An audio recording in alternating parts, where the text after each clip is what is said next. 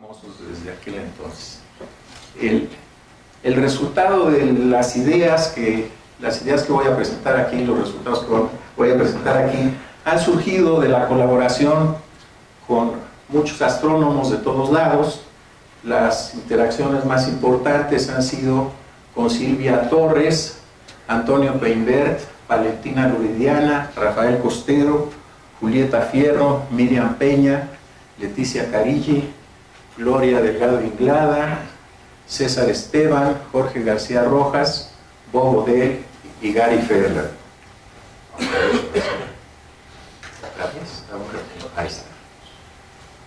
De lo que voy a hablar es estos 8 temas: cómo se obtienen las temperaturas en las nebulosas gaseosas, algunas indicaciones sobre qué pasa en las nebulosas planetarias, qué pasa en la región H2. También aquí, como tenemos a nuestro amigo experto en galaxias, voy a hablar un poquito sobre el flujo integrado de galaxias, sobre el helio primordial.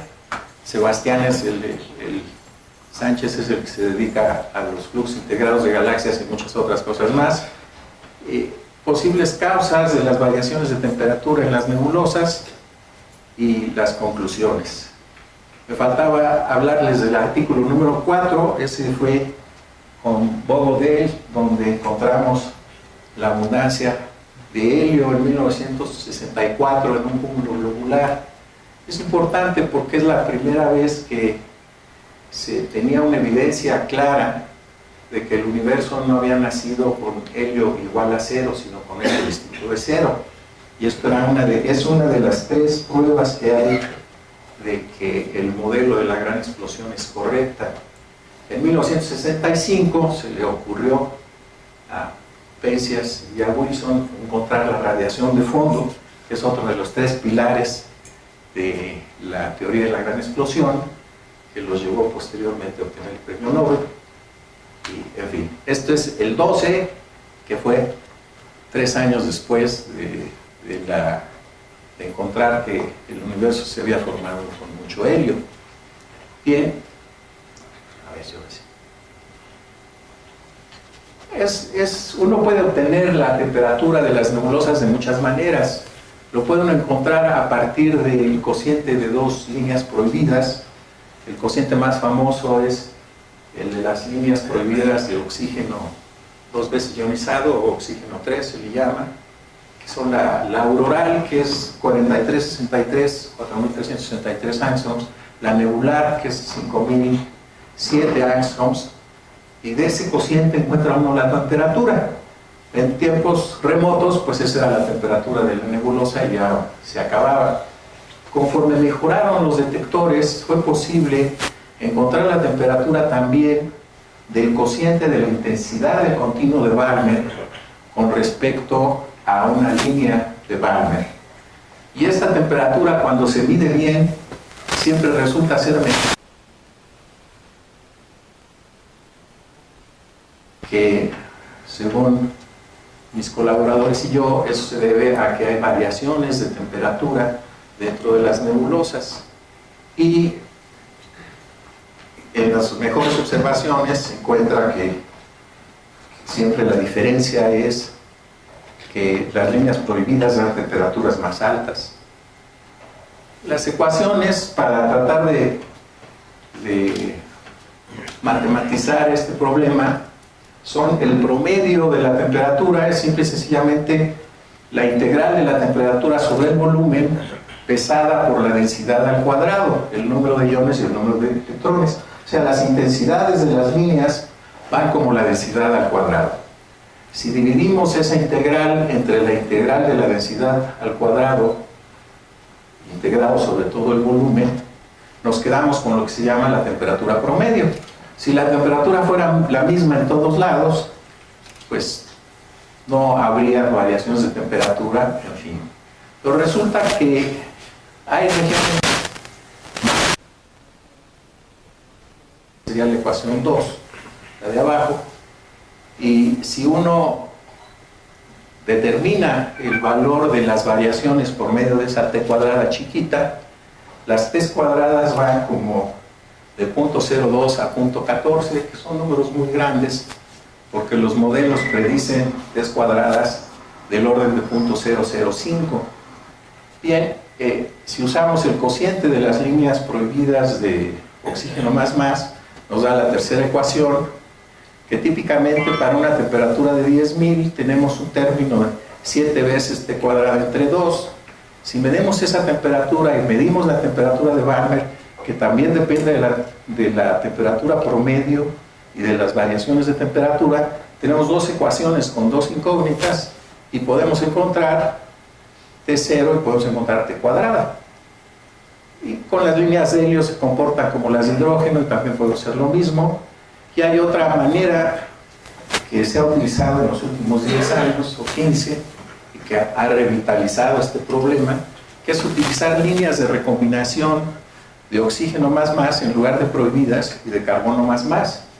Y si utiliza uno estas líneas de recombinación, el cociente de esas líneas de recombinación de hidrógeno es casi independiente de la temperatura, o sea que dan las abundancias reales. Y esas abundancias otra vez son del orden de un factor de 2 o 3 mayores que las líneas prohibidas. Esta diferencia que nosotros la estamos achacando a esa T cuadrada desde hace muchos años, desde hace como 20 años se le ha llamado el problema de la discrepancia de abundancias. Si la discrepancia de abundancias existe en nebulosas químicamente homogéneas, es exactamente el mismo problema que la T cuadrada. Si tienen ADFs, tienen variaciones de temperatura. Si hay inhomogeneidades químicas, el problema es un poco más complicado. Veamos. Bien, en 67 publiqué el artículo y de repente pues era el nuevo niño en la colonia, como se dice en inglés, y sacó muchas citas y pasaron como 15 años y lo sacó una sola cita, porque todo el mundo dijo, no, pues eso está mal. La temperatura es constante y vámonos con temperatura constante. Después empezaron a medir con mucha precisión las temperaturas del continuo de Balmer y pues se regresó a la idea de que pues, había una variación de temperatura en la T cuadrada. Y luego ya hace 10, 15 años empezaron las líneas de recombinación a ser importantes, a poderse medir con precisión y empezó a aumentar el número de citas al artículo de 67. En este momento, yo diría, si hago una encuesta, que como el 20% de los astrónomos dicen esto es interesante, a lo mejor tiene algún sentido, hay que usarlo, y como el 80% dice es muy complicado, suponemos que es constante y ya acabamos. Entonces estamos en una situación minoritaria, pero creo que tenemos razón. Y eso de creer que la ciencia no se vale, el creer es para las religiones. Hay que demostrar si tienen razón o no. Creo que algunas veces hemos demostrado que sí, pero todavía no convencemos a la totalidad. Como que brincó muy rápido. Pues como sabemos que hay inhomogeneidades térmicas, se puede comparar también con los modelos de fotoionización. Los modelos de fotoionización son muy poderosos. Por ejemplo, el modelo Claudi, ustedes ya saben que la cantidad de instrucciones no cabe en un hangar de un aeropuerto, o sea, es una herramienta muy poderosa para estudiar las regiones fotoionizadas. En particular, si utiliza uno bien ese modelo y en lugar de utilizar la temperatura que se obtiene del cociente de las líneas aurorales a nebulares, utilizan ustedes nada más las líneas nebulares con respecto al hidrógeno, el error es pequeño. Si utilizan la temperatura de las líneas prohibidas, obtienen ustedes un error de un factor de 2 o 3 en las abundancias. Si utilizaran nada más la línea nebular y el hidrógeno, el error es como de 1/3 de esa cantidad. Y si utilizaran calibraran nada más las líneas nebulares con respecto al hidrógeno, en fin, si usan la temperatura, pues se va complicando y va aumentando el error, aumenta hasta ese factor de 2 o 3. Por ese factor de 2 o 3 para muchas cosas es importante. Si no les preocupan las diferencias de abundancia de un factor de 2 o 3, pues pueden usar temperatura constante. ¿A qué se debe que haya variaciones que sean mayores que las que producen los modelos de fotoionización? Pues hay como 10 causas, y todas las causas que existen producen variaciones de temperatura. No hay causas que las deshagan. Bueno, sí, las colisiones, en fin. Entonces, como les decía, si estamos determinando abundancias a partir de líneas de recombinación con respecto a hidrógeno, el error se vuelve 0. Pero ¿cuál es el problema? Que las líneas de recombinación del oxígeno son 1000 veces más débiles que las de hidrógeno, mientras que las líneas prohibidas son igual de intensas. Entonces necesitan telescopios más grandes, necesitan resolución espacial espectral mucho más grande para medirlas. Si quieren el carbono ya son 4 órdenes de magnitud, y si quieren los demás elementos ya son 5 o 6 órdenes de magnitud, mientras que las líneas prohibidas, al ser mucho más intensas, podemos seguir trabajando con ellas. Bien, entonces típicamente estamos hablando de diferencias de un factor de 2 o 3, y queremos saber a qué se debe esto. Aquí hay una figura donde la línea recta sería la línea constante que ustedes encontrarían si la temperatura fuera constante, y están observaciones de carbono, y como ustedes ven, la mayoría de las, aquí me equivoqué de botón, la mayoría de las, ¿por qué es este? No, este otro tampoco, este es, la mayoría de las planetarias andan como por ahí de un factor de 2, la línea punteada es un factor de 5, y acá hay algunas planetarias donde la diferencia, el ADF o la T cuadrada es muy grande, o lo que quieran. Son estas que están acá arriba, y todas ellas presentan grandes velocidades, ondas de choque dentro de ellas, y creemos que el factor más importante para producir estas grandes diferencias son la inyección de energía mecánica, ondas de choque, en estos objetos. Estos puntos es un solo objeto. Esta es la nebulosa planetaria del Esquimal, y casi todas estas son de las que se llaman de tipo 1, tienen un exceso de nitrógeno, tienen un helio más alto que las que están acá abajo, y hay algunas que tienen temperatura casi constante. Hay que tomar en cuenta que los errores son del orden de un factor de 1.5 o 2, tal vez si se miden muy bien, casi caerían un poco más arriba estos puntos de arriba, y los de abajo, y los puntos de arriba a lo mejor caerían algunos un poco más abajo.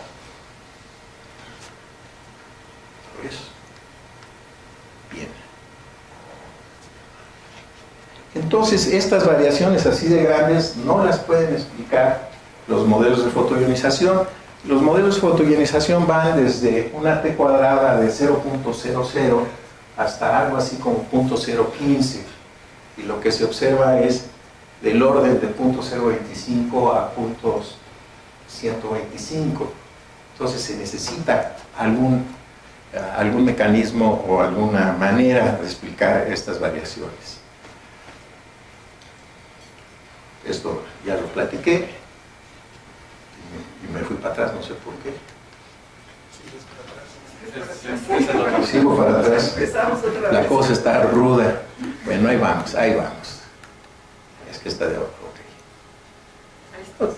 Un resultado reciente con 20 planetarias muy bien observadas, con alta resolución y determinando la T cuadrada con muchos métodos diferentes.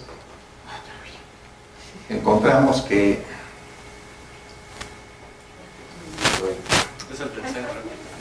soy ambisurdo. Encontramos que el promedio es 0.064, que no hay manera de encontrar eso a partir de un modelo de fotoionización. Este objeto, que es la nebulosa del Esquimal, presenta T's cuadradas del orden de 0.06, 0.08, y aquí ven ustedes una gran cantidad de filamentos, hay gradientes de velocidad adentro, y seguramente hay ondas de choque, etc. Entonces uno supone que que nada más hay fotoionización, pues no puede uno modelar este objeto simplemente.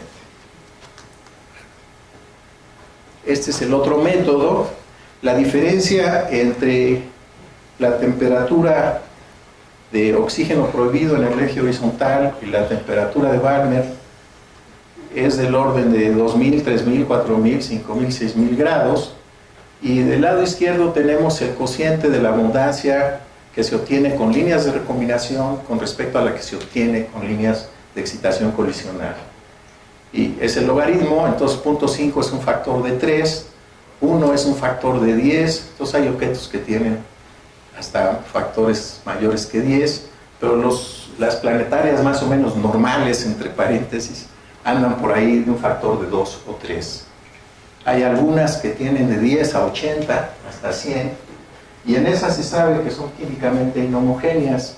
El que sean químicamente inhomogéneas quiere decir que tienen otra fuente para explicar las variaciones en T cuadrada. Hemos demostrado que la mayoría de estas que están más abajo son químicamente homogéneas. Entonces esa explicación se aplica como al 5% de las nebulosas planetarias. El otro 95% las variaciones son en material químicamente homogéneo. ¿Qué tan importantes son las inhomogeneidades? O sea, con lo que les estaba yo diciendo, me equivoco de botón siempre. No apunto ya. Estas abundancias se encuentran para líneas de recombinación de carbono y oxígeno, algunas de neón, y les digo que desde hace como 20 años eso se le llama el Abundance Discrepancy Factor, el ADF, y antes se le llamaba sencillamente una T cuadrada grande, y si nosotros aumentamos el valor de T cuadrada podemos explicar estas diferencias. Pero hay como 10 o 12 maneras de encontrar variaciones de temperatura. Una muy interesante se le ocurrió a Mattis en 1976. Dijo, ¿qué tal si tenemos nosotros ionización que no viene de la estrella central? Si nosotros tenemos una nube de gas y acá la estrella, tenemos la parte del medio está ionizada, está caliente, los fotones que vienen a ionizar en esta dirección son atrapados por la nube de gas, y acá hay una sombra de esa nube de gas, pero por recombinación de los lados puede uno ionizar la parte que está atrás. Pues se encuentra que la parte que está atrás tendría como 5000 grados, mientras que la que está enfrente tendría 10000, y eso produce variaciones de temperaturas fuertes. Ahí el problema está que las regiones sombreadas en las nebulosas planetarias generalmente son del orden del 5% o menos. Ayuda un poquito para explicar como el 5% de la diferencia, pero no puede explicar los valores grandes que se obtienen. La planetaria 7293 se le ha estimado cuál es el factor de pelotitas que producen regiones sombreadas, y ahí va. Calma. Es que tienes que dejarlo apretado. Ahí está. Shadow Regions. Bien. En las regiones H2 son menos extremas que las planetarias, pero también la T cuadrada de los modelos de Claudi típicamente es como 0.005, y nosotros nos pescamos 37 regiones H2 galácticas y extragalácticas muy bien observadas, químicamente homogéneas, donde la T cuadrada está entre 0.02 y 0.12, con un valor promedio de 0.044, un poco menor que el de las planetarias.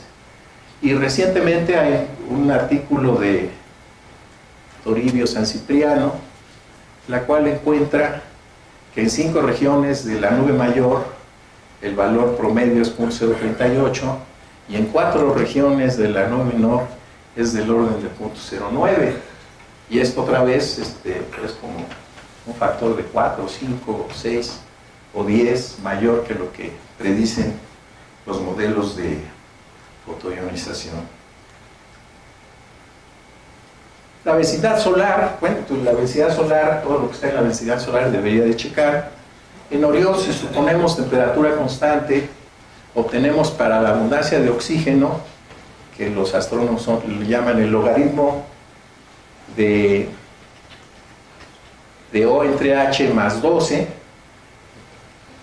En Orión para temperatura constante daría 8.50, para temperatura variable que podemos medir se nos sube a 8.71, y además tenemos que tomar en cuenta que aproximadamente .12, .13, .11 de la abundancia de oxígeno, o sea, una fracción del orden del 30% del oxígeno, se va en granos de polvo.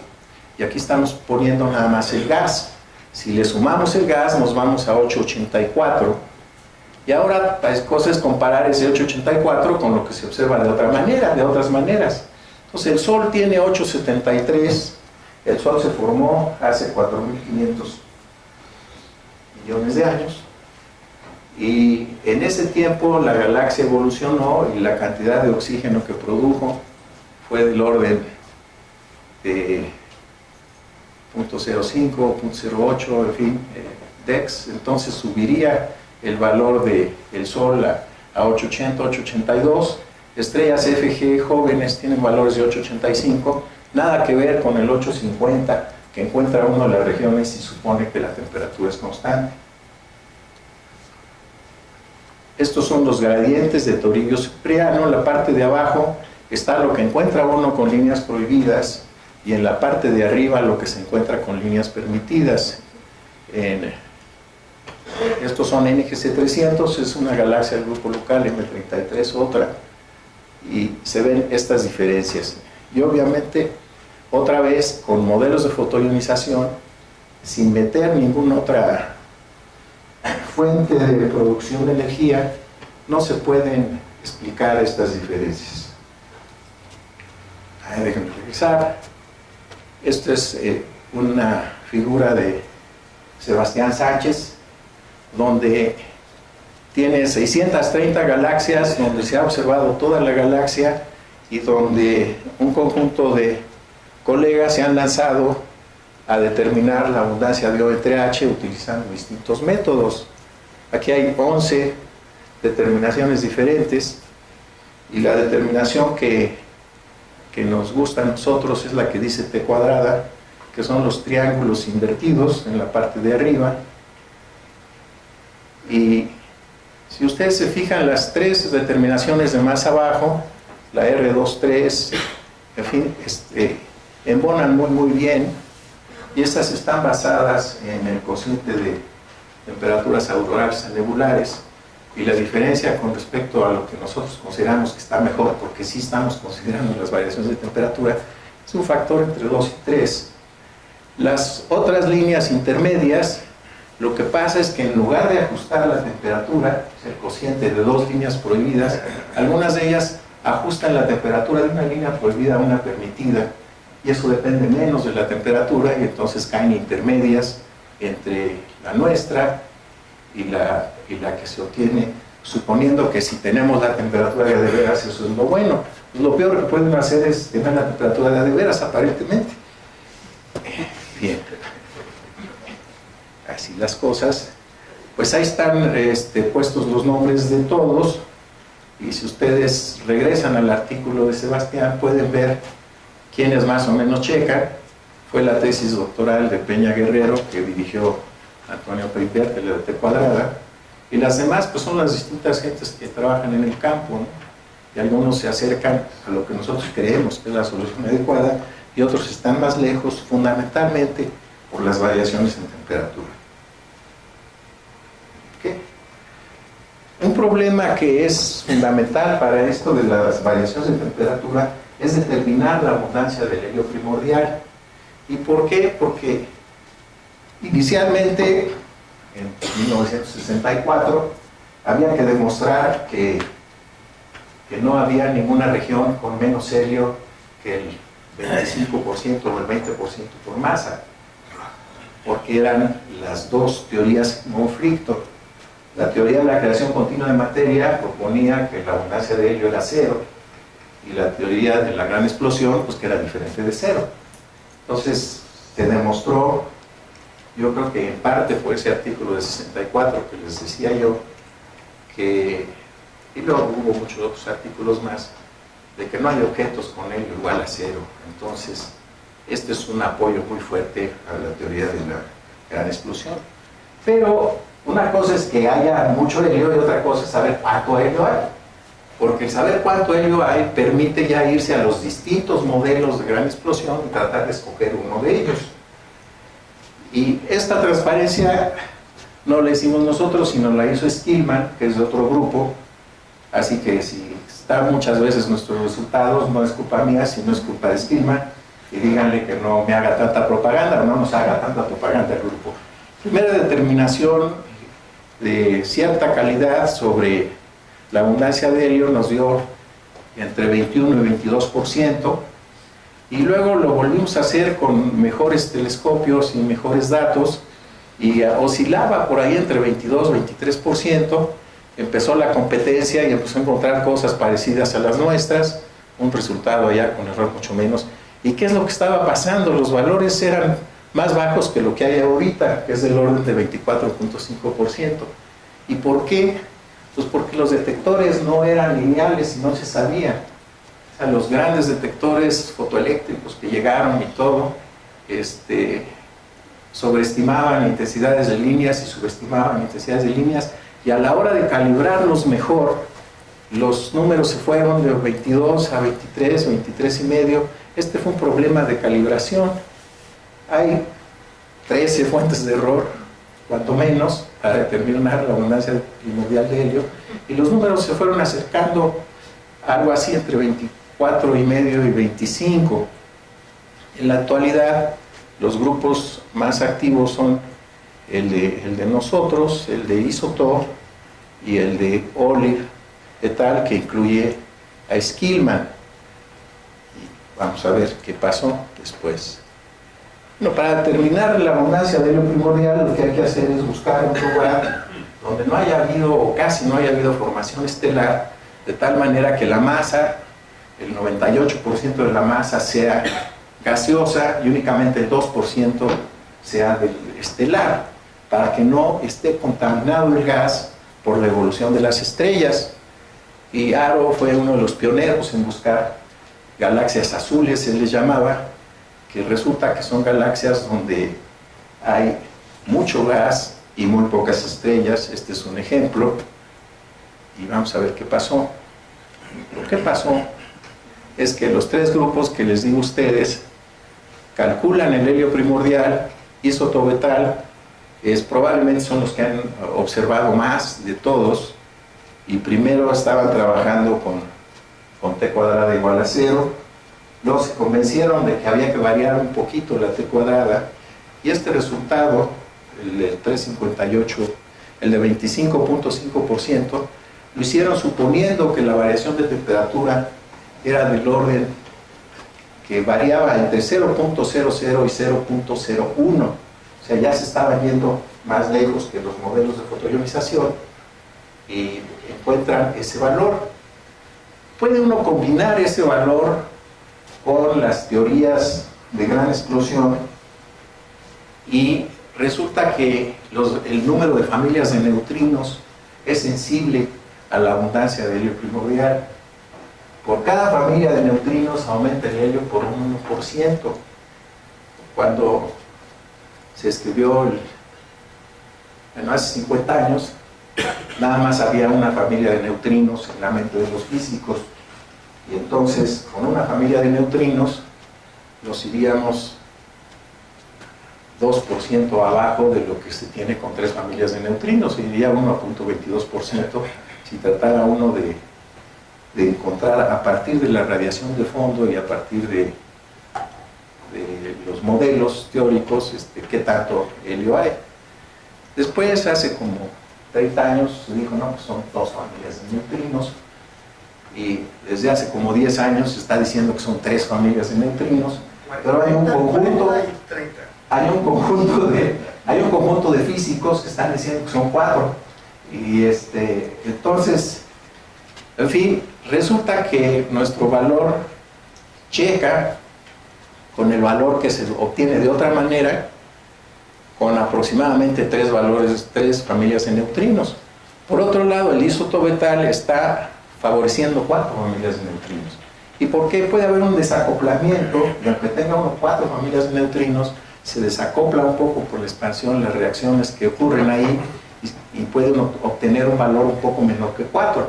Entonces, si ellos tienen razón, pues nueva física y cambiar los libros de texto, y en lugar de 3 familias, elegir a 4. Y entraría en contradicción con las observaciones de Haber et al. Y de nosotros. Haber et al. Es Olli también, que es un físico teórico muy importante. Skillman, que es un astrónomo muy bueno, como lo dice su apellido, es un nombre muy especializado. Todo esto, los que saben inglés lo saben, los que no saben, ahí está. Y nosotros que hemos estado pues ahí en la pelea por un buen rato, ¿no? A Silvia y a mí nos dieron el premio Bete por los resultados en helio. Primera vez a personas no norteamericanas, etcétera, que les dan ese premio. Estamos muy contentos por eso. Casi nadie nos aguanta. Entonces, familias, luego, pues, Komatsu et al. En 2011 toma ciertas observaciones y le da 4.34 familias con un error de 0.86 a una sigma.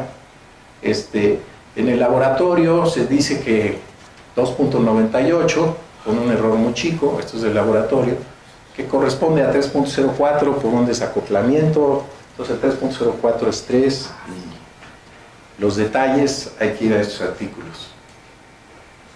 Bien, ¿qué se necesita para determinar bien la abundancia de helio primordial? Pues se necesita meterse a fondo en muchas cosas. Resulta que en las líneas de emisión, en las galaxias, en las regiones H2, están encima de un continuo. Bueno, por esto no, el continuo ya estuvo. No, pero ese continuo no es continuo. Debajo de las líneas de emisión hay líneas de absorción. Entonces tiene uno que estimar qué tan importantes son las líneas de absorción y restar ese valor, o restarle ese valor, sumarle ese valor al helio que mide 1. Con el helio pasa lo mismo, las líneas de helio están en emisión, pero los espectros tienen las líneas de helio en absorción. Luego está el problema de la calidad con la cual obtiene uno los datos a partir de las líneas de helio 1 y helio 2. Hace 50 años el error en estas unidades era como del orden de 2000, y ahorita el error ya anda por ahí de 5, ¿no? Y ha ido bajando, y era lo que les dije, que no se sabía. Y también, si se van más atrás, el artículo de 64 que les mencioné se hizo con placa fotográfica. Y la placa fotográfica también tiene un defecto que hace que las cosas más débiles se vean más fuertes. Y ese efecto también se descubrió apenas por ahí de los 70s. Y todas las planetarias con líneas débiles en los catálogos están equivocadas por un factor de 2 aproximadamente, porque las emulsiones fotográficas no eran lineales. Y esto se supo hasta por ahí de 1970. En fin, ahorita ya el error bajó como de 2000 a 5. La estructura de ionización también es importante porque puede haber helio neutro en las regiones de hidrógeno desionizado, entonces tiene uno que calcular qué tanto helio neutro hay. La estructura de temperatura, desde lo que estamos hablando, este asunto de la variación de temperatura en las regiones H2, pues nos produce un error que va en una dirección de disminuir el helio. La densidad también afecta las intensidades de las líneas, si tiene una incertidumbre de 45 en 10 milésimos, excitación colisional de niveles más bajos hacia arriba, la profundidad óptica de las líneas del helio 1, los parámetros atómicos. Hubo un cambio grande hace poco, todavía el error anda por ahí de 30, llegó a estar como del orden de 200 en el pasado. Luego tiene uno que extrapolar, porque no observa uno una región que nada más tenga helio y hidrógeno, también tiene oxígeno. Entonces, al buscar estas galaxias que casi no tienen elementos pesados, de todas maneras sabemos que ya produjeron oxígeno y por lo tanto algo de hidrógeno. Y lo que hemos encontrado es que aproximadamente por cada gramo de oxígeno que se producen 3 gramos de helio, y entonces hay que corregir el helio que se obtiene, porque hay que restarle el que ya produjeron las estrellas donde está metido el helio.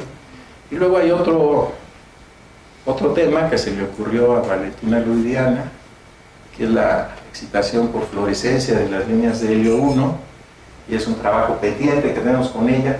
Estamos esperando que deje de traducir y escribir libros, porque en esas anda. En una de esas se le hizo más interesante eso, que andar metida en estos problemas del helio.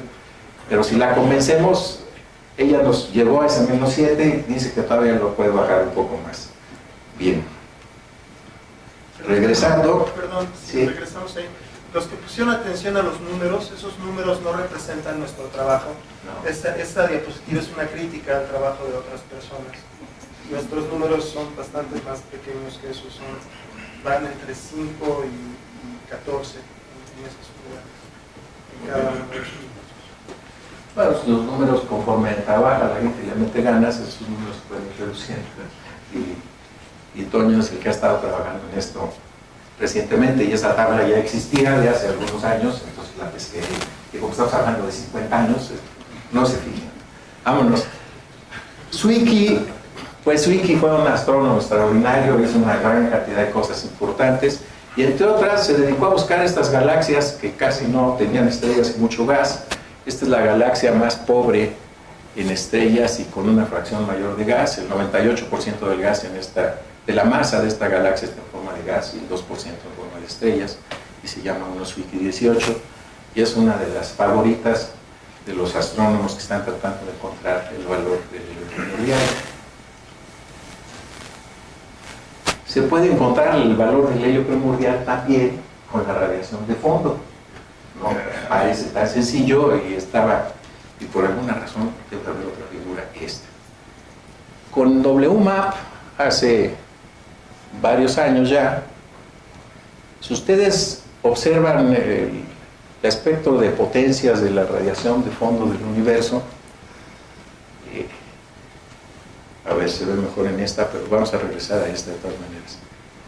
El primer máximo en la radiación de fondo nos está diciendo más o menos cuál es la distancia en la que nos tenemos que mover en el cielo, que es como del orden de 1 grado, 2 veces el diámetro de la Luna, para pasar de un máximo a un mínimo. Entonces, esa variación entre el máximo y el mínimo de temperatura nos dice en qué tipo de universo estamos. Entonces estamos en un universo plano por ese máximo. Ahora sí, déjenme lo que sale.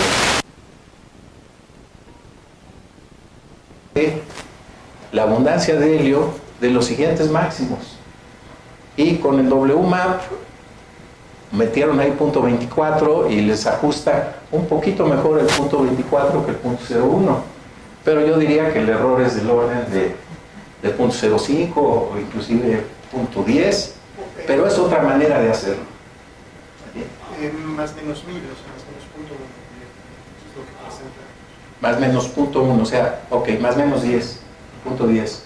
Ok, entonces el error es muy grande, pero se van al satélite más reciente, que es esta figura, y aquí el ajuste es mucho mejor, el error es mucho menor, es Planck, y con Planck el error se les va del punto 10 como a punto 02 o punto 01, 02 por ahí. Entonces estos amigos están diciendo, bueno, es como punto 25 más menos punto 02, pero con la manera como lo hacemos nosotros estamos como un orden de magnitud abajo todavía que lo que obtiene Planck.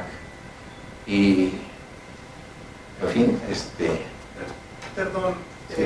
Planck puede medir el helio primordial, y esto es midiéndolo.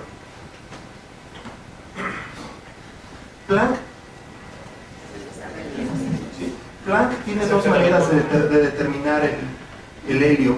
Una es midiéndolo, y esto que está diciendo Manuel es cómo se mide el helio primordial según Planck. Y otra es estimándolo. Casi en todos los artículos que vean de Planck están estimando el helio primordial, y eso lo hacen con muchísimo optimismo, con una calidad de .0006 más o menos. Pero eso yo creo que está muy optimista. Esta es una medición de lo que está hablando, y eso es .02. Okay.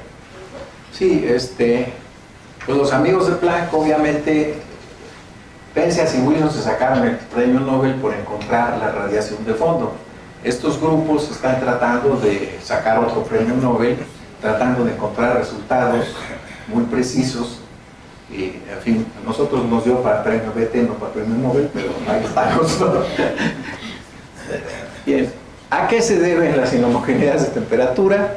Hay cuando menos 10 causas que se han sugerido en la literatura, y la que le estamos apostando nosotros, o creemos que la evidencia es más fuerte, es la presencia de energía mecánica depositada fundamentalmente a través de ondas de choque y turbulencia, pero hay que ver las otras también, a ver qué nos dicen. Más consideraciones. Entonces, la mayoría de las planetarias presentan variaciones mayores que las que predicen los modelos químicamente homogéneos. También hay las planetarias con inhomogeneidades químicas. Ya les decía yo que del total de planetarias, como el 5% tienen, como el 10% tienen inhomogeneidades químicas, y como el 5% pueden producir grandes variaciones de temperatura. Cuando digo que el 10% tiene inhomogeneidades químicas, me refiero a las estrellas. Las estrellas de las planetarias hay como un 10% que no presentan helio o hidrógeno en su superficie. Entonces dice uno, estos objetos contaminan, pero se van a la envolvente, y como la mitad de ellas, la envolvente es químicamente homogénea. O sea, la inhomogeneidad apenas está llegando a la superficie de las nebulosas planetarias. En fin, se necesita observaciones de calidad para saber si una nebulosa es homogénea químicamente o no. Una manera de buscar si son homogéneas o no, es ver a las distintas líneas de recombinación, por ejemplo, el multiplete 1 de oxígeno, que nos permite mostrar si existen regiones con densidades y temperaturas distintas debido a estas inhomogeneidades químicas, y encontramos que la gran mayoría de las planetarias son químicamente homogéneas. También se puede encontrar la variación de temperatura con líneas de helio.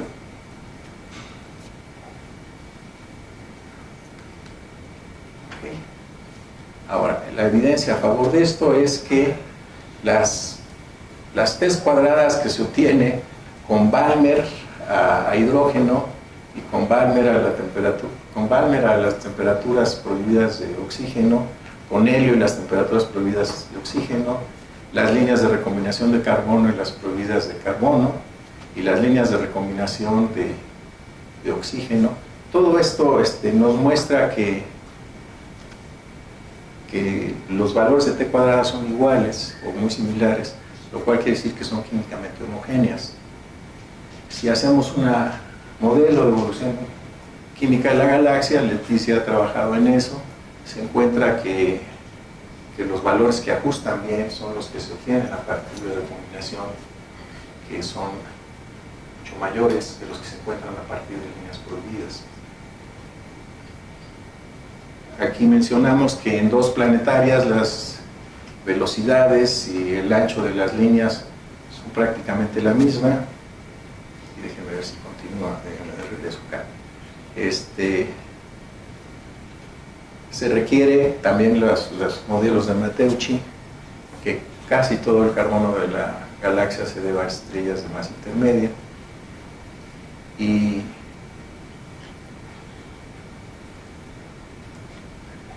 aquí les enseño una de estas planetarias, NX 6543.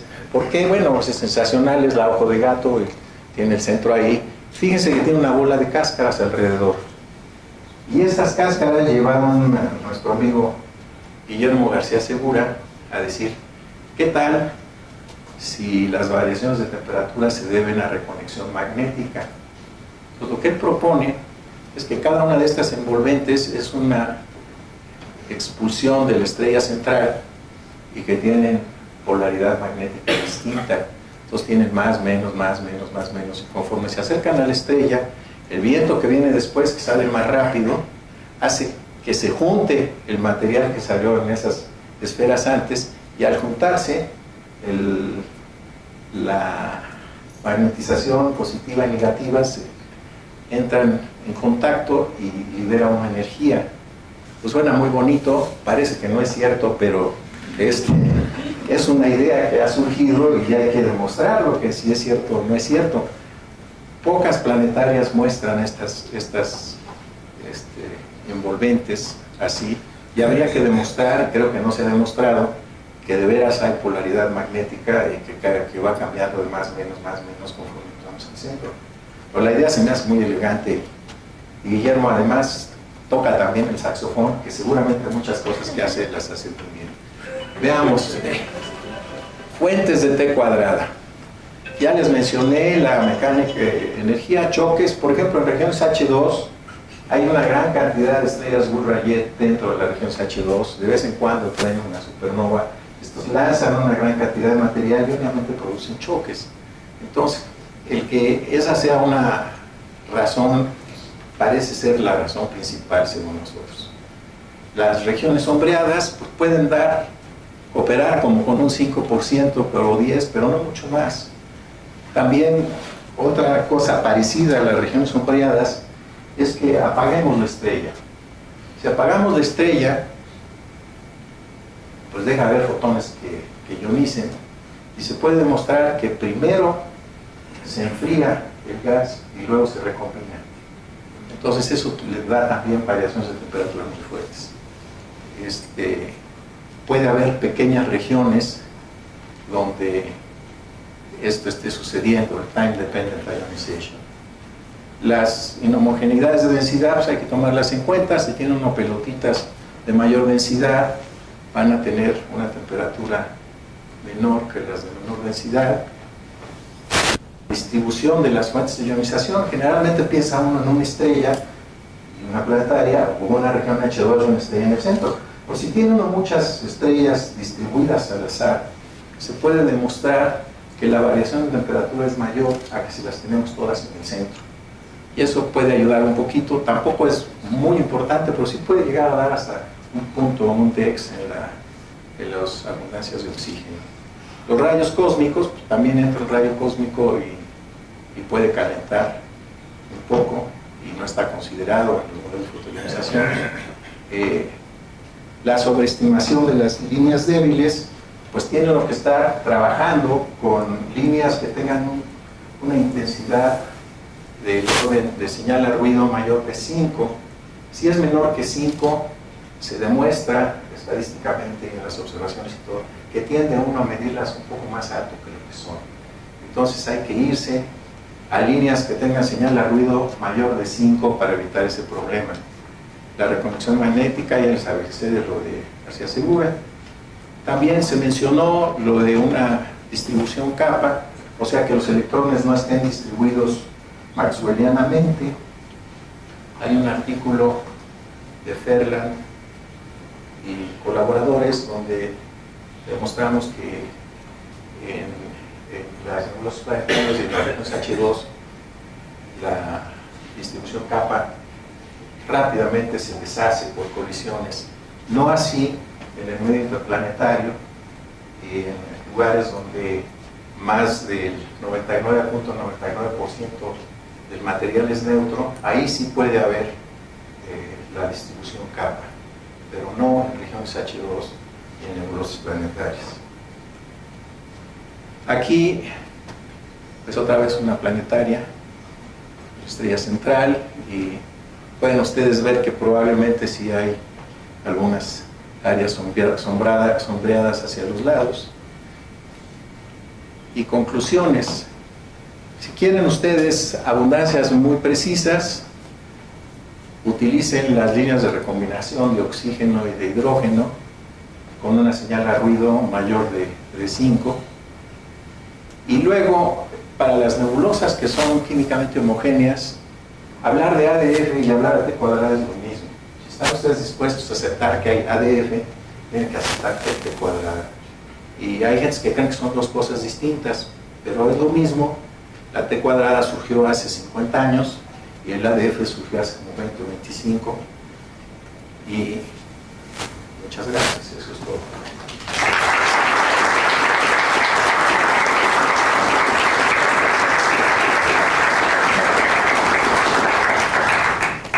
¿Preguntas?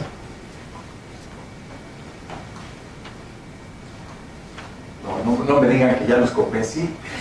Yo tiendo a pensar que ya los dormí más bien, pero Yo tengo una pregunta. viene.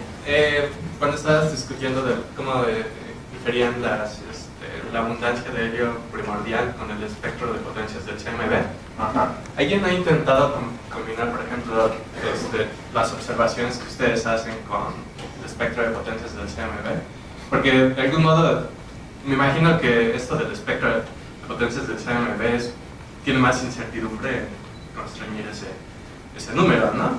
Entonces ustedes podrían poner como, digamos, un prior muy fuerte al espectro de potencias del CMB y a lo mejor podrían cambiar la megamateria, la megalambda, de algún modo, ¿no? No sé si se ha hecho. Perdón, A ver. lo hicimos nosotros de manera superficial. A ver. Lo hicimos de manera superficial en este artículo que estabas presentando. Nuestro resultado final incluye la restricción que nos pone el CMB, la medición del CMB al helio primordial. Pero no hicimos el ejercicio completo de ir a cazar las otras cosas, porque nosotros no hacemos eso. Ahora, el problema es que los que sí hacen eso, prefieren pretender que tienen control sobre todos los grados de libertad y correr el modelo, y si no hay incertidumbres en el tiempo de vida del neutrón, número de familia de neutrinos, bla bla bla bla bla, el error se les va mucho más pequeño, es 5 veces más pequeño que el nuestro. Entonces no quieren decir que nosotros también estamos haciendo esas cosas, los que trabajan directamente con eso, pero deberían, y algo podría modificarse un poquito. O sea que se podría tomar eso y sacar un artículo diciendo tomamos nada más la radiación profundo y tomamos lo que hacemos nosotros bien y nos da tal cosa. Exacto. Sí, me da mucha risa tu comentario. Pero sí. Sí. Bueno, después, por ejemplo, desde el CMB muchas veces toman otras observaciones, ¿no? Para construir los diferentes parámetros, entonces no veo por qué no se pueda tomar sus determinaciones. Porque ellos lo pueden estimar, ese es el problema, es que como lo estiman, no quieren aceptar que es una variable. Si no lo pudieran estimar, seguro que lo estarían tomando. Se puede poner como un prior. Exacto, sí, yo lo veo más como un prior. Sí. Un prior más fuerte que lo que le están poniendo ellos. Uno más. Ajá. ¿Sí? De hecho, ellos utilizan varios priors como también PAOS, exacto. Entonces, Muy bien. ¿Algo más? Irene. Oye, Manuel, en el caso del helio primordial, el polvo, o sea, este polvo de las primeras etapas, ¿no tiene ninguna contribución en el helio? ¿O podría tener, o no? O sea, no lo Mira, viene en el helio no, o sea, el helio no participa de partículas de polvo, es un elemento que no le gusta asociarse con los otros elementos, pero sí, tomamos en cuenta la cantidad de polvo que puede haber en las regiones H2 de baja metalicidad, y la cantidad de polvo es una fracción pequeña del oxígeno, pues, del orden del 20% del oxígeno, y a su vez la corrección del oxígeno es pequeña. Entonces, dentro de la corrección del oxígeno tenemos que considerar la fracción del oxígeno que está atrapada en polvo.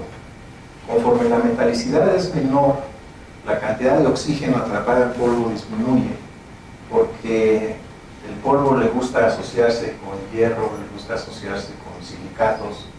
Entonces, si no ha habido explosiones de supernova que produzcan estas cosas, se va encontrando que va disminuyendo la fracción, no sé, del 30% en las regiones de alta metalicidad, como a 20 en las de muy baja, y en estas de casi 0 a lo mejor es como 15. Pero es una corrección que hay que tomar en cuenta y que sí tomamos en cuenta. Para el oxígeno, sí. A su vez el oxígeno, si tienes muy poquito oxígeno, el error que se introduce en el helio es muy pequeño. Claro, si estuvieras encontrando el helio primordial con el helio de Orión, ahí sí el error sería muy grande. Pero nos estamos yendo a objetos que tienen 50 veces menos oxígeno. Entonces el error se vuelve más de 50 veces menor porque hay menos fracción de oxígeno atrapada en el polvo. Manuel, mira, ¿podrías explicar, sobre todo para los estudiantes, la diferencia entre el T cuadrado y la distribución kappa? Porque el resultado, sabes que ha habido toda una revelación del agua caliente sobre este tema y habéis tenido una difusión también. Sí, mira, hay un artículo en la revista mexicana de Astronomía y Astrofísica del año pasado, exactamente discutiendo todo este problema. El problema central es que el electrón es mucho más fácil que se tope con otro electrón y colisione con él a que se quede sin colisionar un tiempo grande. Entonces, ves los tiempos y rápidamente maxwellianizas la distribución. Si tú estás en un medio muy neutro, entonces si tu neutralidad es que nada más 10 a la menos 4 está ionizado, entonces el número de colisiones entre electrones y protones y demás se te reduce por un factor de 10 a la 4, y entonces sí puedes mantener una distribución kappa que es distinta a la maxwelliana. Ahora, hay una ecuación que te relaciona la T cuadrada con kappa en la maxwelliana. Entonces, y la T cuadrada incluiría, de cierta manera, la maxwelliana. Entonces, si tú observas discrepancias, tú tranquilamente metes kappa y resuelves las discrepancias con un valor de kappa. Pero ese valor de kappa es equivalente a una T cuadrada. Y la T cuadrada físicamente sí funciona y la kappa no. Pero sí tienes una relación matemática entre la kappa y la T cuadrada. Empíricamente al final es similar.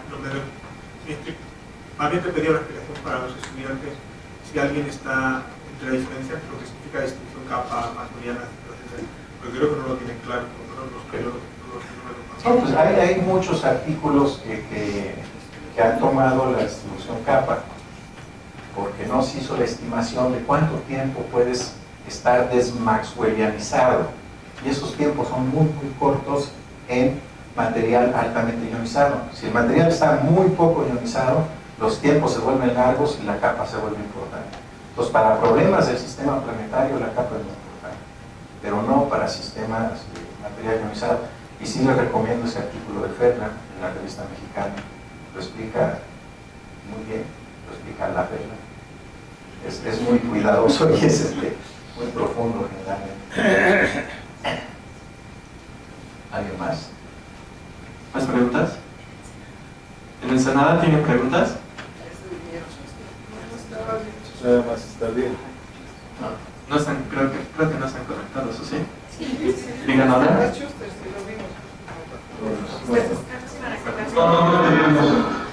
No tienen. Ok, gracias. Si no hay más preguntas o comentarios, vamos a dar de nuevo las gracias a Manuel.